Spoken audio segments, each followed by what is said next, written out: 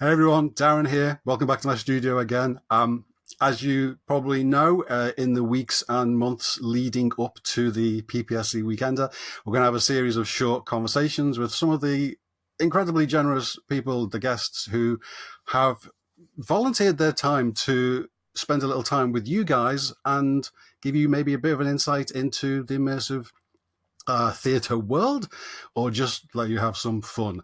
Today, we're lucky to have someone with us who most of you will know, I would say. Many of you will have danced with, I will say. We are happy to have him here. Please welcome Matt Harris. Hey How are you doing, everybody, Matt? I'm good, Darren. Thanks for having me. Great to be here. No, glad to have you. Um, just in case there's someone watching this in the group and they're like, where do I know his face? And they're trying to place it. Where might people know you from? I think the thing most people would know me from in the PPSC is that I played Johnny Castle in Dirty Dancing 2 years ago now. I mean, I also did it 7 years ago, 6 years ago, whenever it was the No. second time it was done. But at that point, I was role sharing with somebody who looked very different from me. This time, it was just me playing Johnny. So. Was it interesting coming back, getting to do a role a second time so much longer afterwards?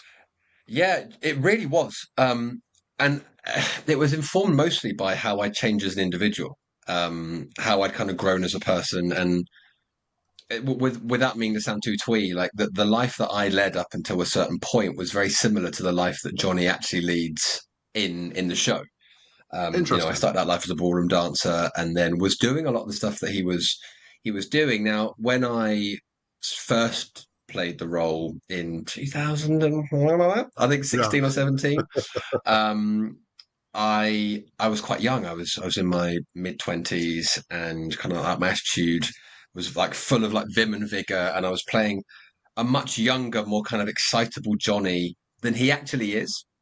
So then when I came back again 2 years ago and I was a bit longer in the tooth, I'd survived a pandemic and I was just a bit older and kind of more mature. I watched the film with a completely different lens, and I was looking at him and being like, this guy, I is broken. Like fundamentally, he's like down and out, and he says it in his monologue, like he's kind of in his mind at the bottom of the gutter, and he's just running the same Groundhog Day over and over again to stay alive, doing the seasonal work that he doesn't like. He loves the dance, but he doesn't love the way he's having to do the dance.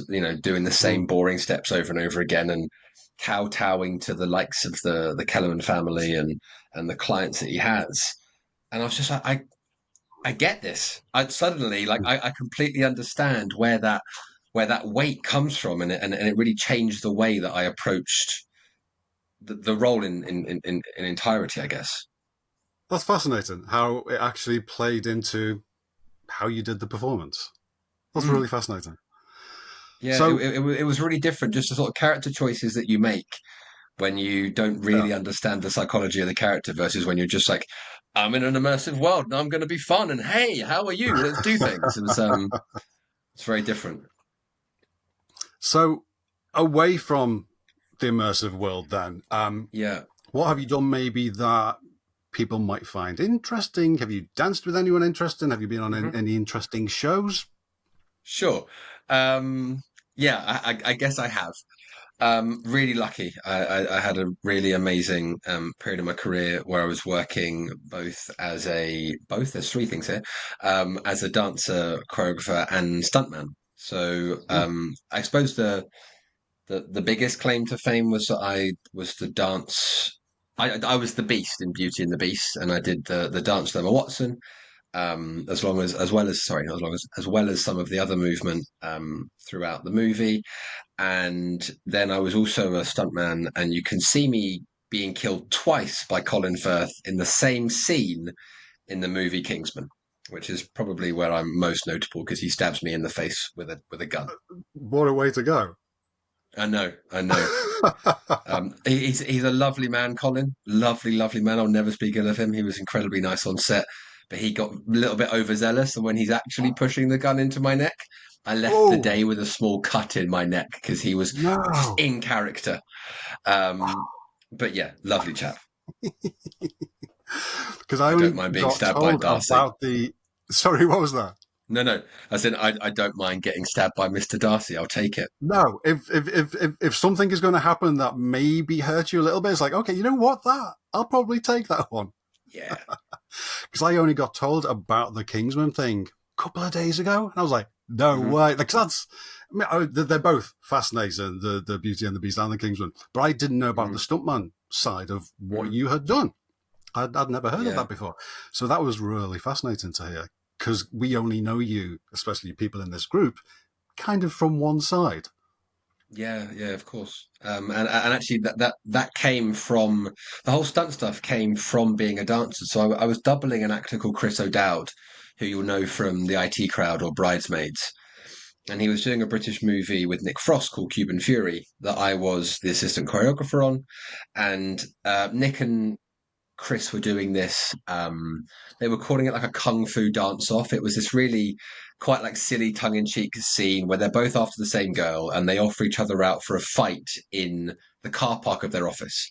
And both of them have started learning salsa dancing. Well, Nick already knows it, but Chris started learning it because the love interest, Rashida Jones, likes dancing. So they had this weird like kung fu dance off. Anyway, doing the choreography, and then the stunt coordinator, a fabulous, fabulous man who sadly is no longer with us, called Brad Allen, said to me, "Listen, Matt, we need to get a stunt double for Chris because a lot of this work is stunty, but we don't really have the budget or the time to look for someone who's Chris's build because he's 6'4". Is there any chance you'd be willing to do it?" And I was like, "Yeah, like absolutely."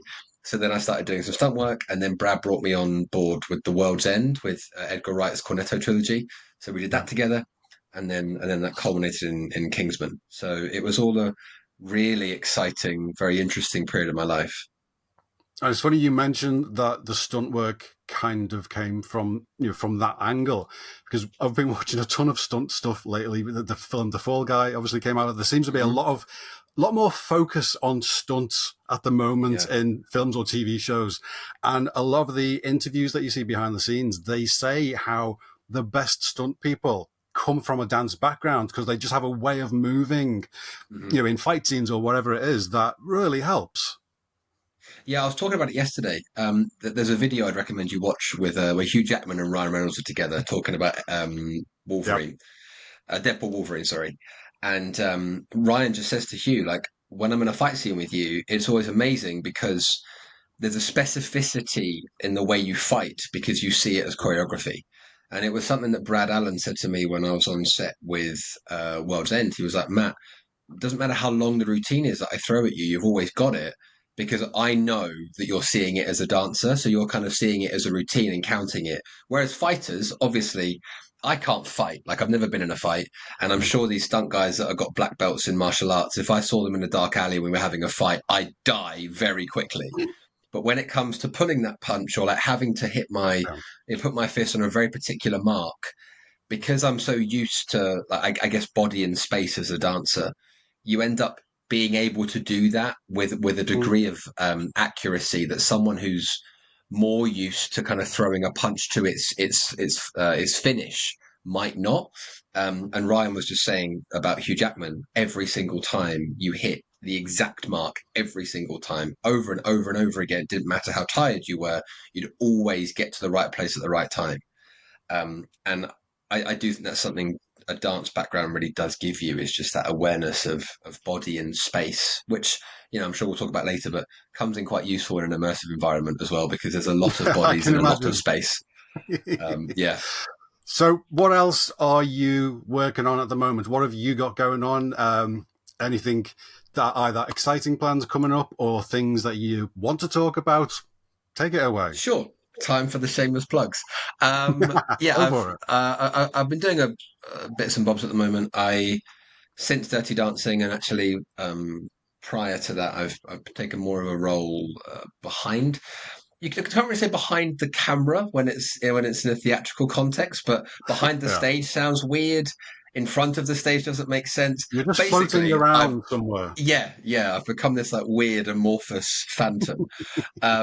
No, I've started doing more writing and directing. I founded my own company 5 years ago called Cerebrum that do immersive events. and we've got some stuff. Well, some what's the word? Some oh, things in the fire. Projects? Yeah, Just yeah, that'll do. Projects yeah. will work. Thanks, Darren. We've got some projects that are in the pipeline. That's what I wanted. I was like There you poker. go. It's a P pipeline. Some projects in the pipeline. Lovely bit of alliteration there. Yeah, nice. Um, some of the PPSC guys came to my first ever self-produced show, which was a Christmas show that I did last year in a wonderful venue in South London. That is coming back again this year, bigger and better than it was before. So Wonderful. we're already working on that, which is madness because we are recording Yes, I this on the know. 5th of June and Christmas is 6 months away, but already I'm being pushed to start advertising, which is crazy. Tell me about it. Um, Santa Claus. I get yeah, it. started growing already. And then other than that, I've been writing and directing some immersive murder mysteries. I'm currently assisting with the choreography on a TV show, which I can't say too much about. So trying to keep as busy as I can in a relatively quiet landscape for the industry at the moment. Mm. I've been quite There's a little lucky, bit of a touch wood. lull, isn't there? Very much so. I'm sure it'll pick up. It always does, right? This stuff has to be Yeah, cyclical. Um, it's a conversation we could spend an hour talking about. probably. But the so I spoke to one of my main clients the other day and said, "Listen, hey, anything you need me for?" And a lot of the stuff I do with them is kind of complementary immersive events to publicize or promote a new TV or film release.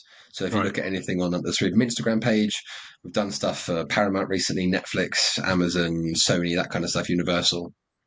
And I was like, "Hey, it's been a while since we did something. What's going on?" And they just said, "Listen, we're now feeling the effects of the writers' strike. That Mm. kind of 5 6 month window of the writers' strike is now getting felt because all the stuff that was already in the can that was in post production has now released. We've Yeah. now got that weird gap in the industry where nothing's been finished or nothing was rushed through in this release window." Um, so I think from a film standpoint, that's why things are a little bit on the quiet side. On the theatre side, with the immersive theatre, I don't really know what's going on. I don't understand why there's nothing I happening. think there's possibly a bunch of reasons. People don't have as much money. There's a Yeah, whole. So I've talked to Jane about this at length, and I think there's possibly 4 or 5 different reasons all coming together as to why it's just kind of dipped down a little bit. But as you said, it's yeah, always cyclical. It will always come back. yeah. And as someone, and I'll put up my hands and say that my Christmas show last year sadly made quite a sizable loss. Theatre is a gambling game, um, and you need to. I guess you've got to roll the dice to see where it lands. Mm. There are a lot of institutions and companies that I think have the pedigree that could release something that would be financially safe for them. I'm a big fan of Punch Drunk's work, but I was really sad to see that their new show has no performers in it. Viola's Room, which has launched, I think, this week to rave reviews, and it looks amazing because the production designers for Punch Drunk are always next level. Like I went to the Burnt City last year, and I was astounded by the set. Just has an audio narration from Helena Bonham Carter, and I don't think there are any Mm. actual live performers in the space. So it's kind of Interesting. like you're walking through like a kind of almost promenade guided like museum audio narrative Yeah, thing. fascinating. Anyway, yeah, Well, it's because you bizarre. are obviously an honorary PPSC member now, anytime you're Thank you. doing a new show, if you would like, at least us to get the word out to the people who are in our group, That'd be let great. us know. Thank you. You actually mentioned it just a little bit further back. You've got or had your fingers in quite a few different pies over Hmm. the years. So directing, Yeah. choreography, stunt work, which I learned about. Is there a favorite? Like when you get a job, is there one that makes you go, "Ooh, like just a little bit more excited," Mm. or are they kind of just all on a level? The payoff's very different. Having been lucky enough to do lots of different stuff, um, I don't think many things replicate the adrenal endorphin surge that you get from a spontaneous standing ovation, which like Right. has happened before. And I was working on a tour with an ex Strictly professional called Brendan Cole. We were doing a national tour, and there were times when the audiences would just surge out their seats, and you're like, "Oh, wow, okay, this is." And there are very few moments that compare to walking down a very very long aisle in a park in West London at night time, and 5,000 people start screaming your character's name as you're doing the same thing. Like Yeah. that there are a few moments that compare to that. However, I guess it's almost like the difference between quick release and slow release, right? You Mm. get it with caffeine, you get it with other stuff. Like when you build something and then it takes a long time and the investment into it's really intense, and then it finishes and you look at it and you can step back and say, "I'm really proud of this. This is really cool." It's a very different kind of like comfortable ready brick warmth than it is like a sort of Ready a break warmth. flash I fire. like that. That's a good way of describing it. Thanks. So no, I mean, I loved the stunt work. It was so fun. But I guess the main thing as I'm getting a little bit older is the life of a freelancer, as I'm sure many people know, is very uncertain, and as a performer, it's even more so. And your continued employment is so unlikely, and your job security is so precarious that now I'm on the flip side where I'm lucky enough to be able to be making what he's trying to make some stuff. It's nice to feel like maybe I'm starting to build my own foundation of things that can keep me sustained creatively, but also keep me with a roof over my head financially. Yeah. Cool. Interesting to hear the difference between the different kinds of release. I guess in your head of, is it, are you a rock star or are you building something that you're proud of? It's kind of, Yeah, I like that difference. there was one. So, go There's on. one really. Sorry to No, no, talk over no. you. Floor is There yours. was one. There's one moment that what I think will always kind of stand out as the moment for me. Um, that whenever I think about, I kind of get a little something, a little something. Yeah. Um, I started out my life as a ballroom dancer, and I worked on Strictly for a few years. I wasn't one of the pros, but I was one of the assistant choreographers, and I was also one of the what they call the troupe dancers. So I was there on Mm. like musical week, Blackpool week, or whatever.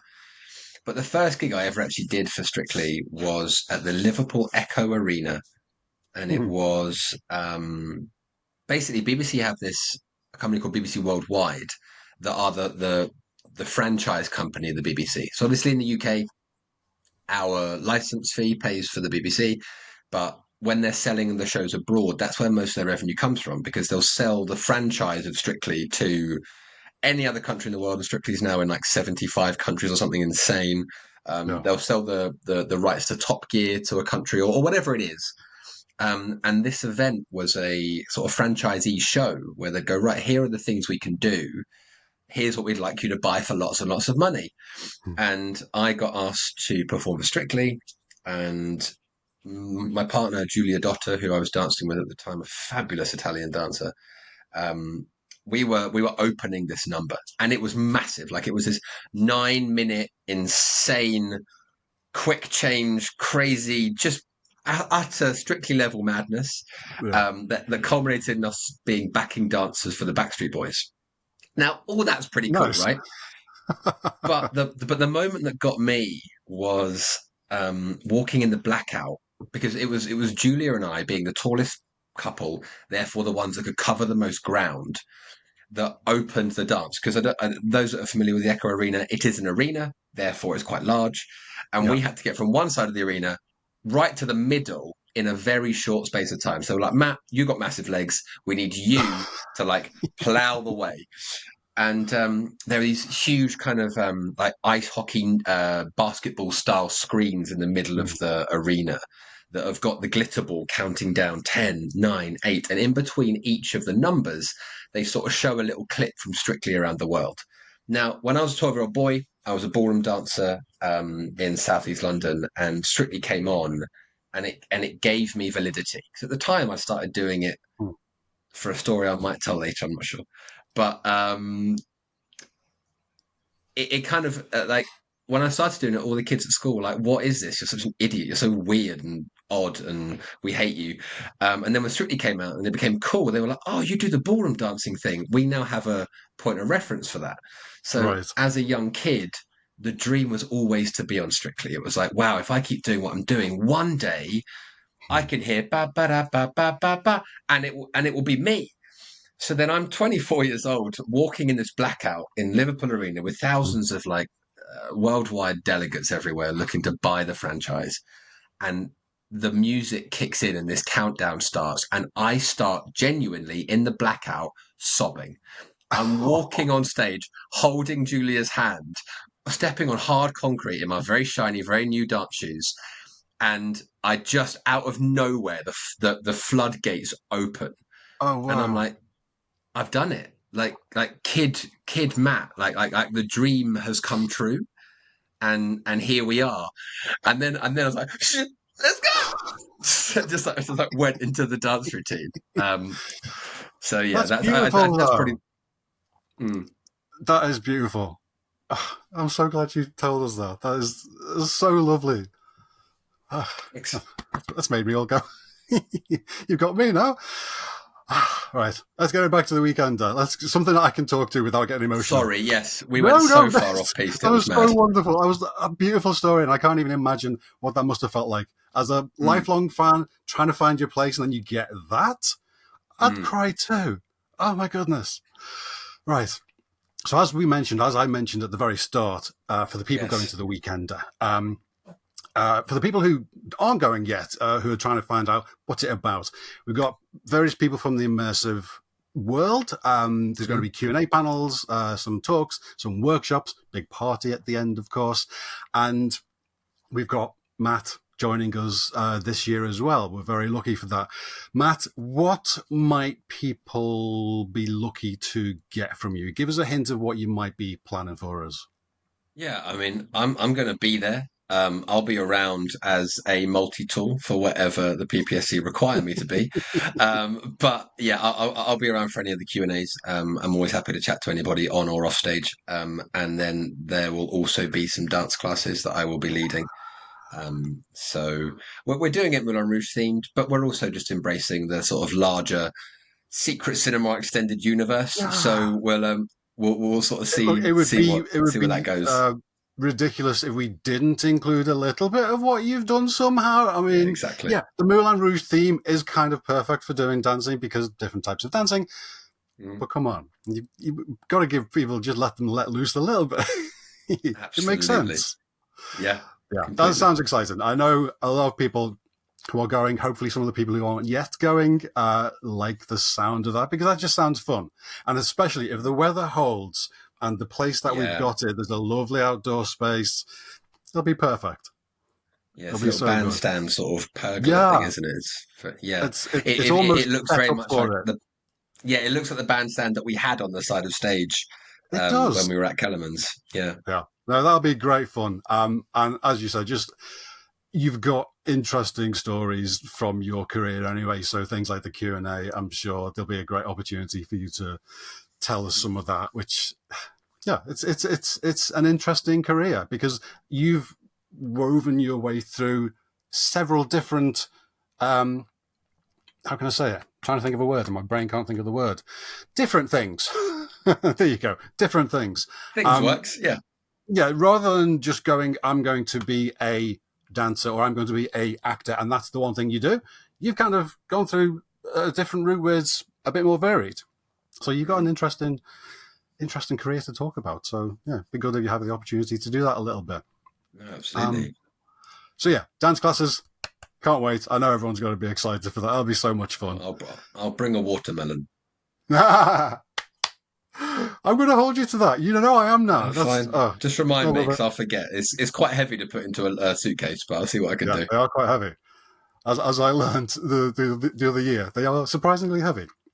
Um, you know what? That's a perfect place to end this, to wrap this up. Sure. To everyone who's watching this, thank you. Hope you enjoyed this short video, shortish, supposed to be shorter. Um, hope to see you all again soon. Can't wait to see you all again soon. And thank you for making the group. I'm going to say this every time. Thank you for making the group what it is. It's all down to you. To Matt, thanks for joining us. Thanks for spending a little time with us, telling us about your career, and all the interesting things you've done. And we can't wait to see you at the Weekender. I just want to. It sounds really silly, but I also kind of want to say a massive thanks to the PPSC. Because one for having me on board, it's going to be great. I'm really looking forward to it. But also the support you guys give is so, without meaning to sound rude, bizarre.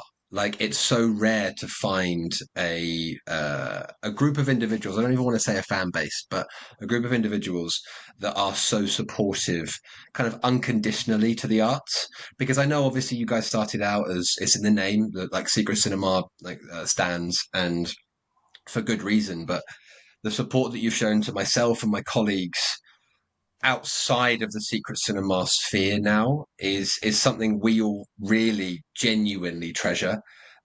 So we just want to say, I can't speak for my friends, but I know we've all said how much we really appreciate your continued support because as kind of secret cinema is wherever it is right now, a lot of us are having to go elsewhere and do other things. And the fact that we always kind of know that there's going to be a friendly face somewhere in the audience or some people that are going to offer words of support or advice or whatever is really wonderful. So I just want to say thanks because I remember when some of you guys came to the Christmas show and then kind of gave me some feedback afterwards. It really meant a lot to have you there. So that thanks from me No, as well. you are more than welcome, and to all the other people as well. And as you said, it's in the name, and we kind of know that we've got a common reason why we came together, and that's kind of nice. But the group has since spread out over various other immersive companies putting on different shows, and rightfully so. That might have brought us in, but now Yeah. we've been opened up to this world, and we're like, okay, you know what? There's a ton of stuff out here. We should try and see as much of it as we can. So yeah, always happy to support, and you will always get it. But I know I appreciate that tons, and I know the people in the group will really appreciate you saying that. Thank you. Thanks, Darren. No, thank you. So that's it. We'll wrap up. Thank you, Matt. Thank you everyone for Great. watching. We'll see you next time. Take care, everyone. See you all soon. Bye. See you soon.